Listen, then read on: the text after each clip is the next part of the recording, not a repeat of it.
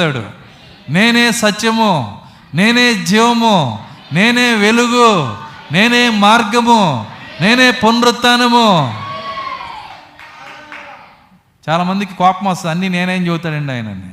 అర్థమవుతుందా? కోపం వచ్చినా రాకపోయినా. మీకు తెలుసా, ఆయన ఒకరోజు ఆయన బైబిల్ చదివి ఏమన్నాడంటే, ఇదిగో ఈ లేఖనాలు మీ వినికిల్లో నెరవేరిపోయినాయి అన్నాడు ఆయన. ఎవరిలో నెరవేరినాయి అనుకున్నారు? నేనే అన్నాడు. వాళ్ళు ఏం చేశారు తెలుసా, ఆయన తీసుకుని వెళ్ళి కొండపేట దాకా తీసుకెళ్ళి మామూలుగా పడేస్తే మన కోపం తీరదని తలకిందులుగా పడేయాలనుకున్నారంట. అర్థమవుతుందా?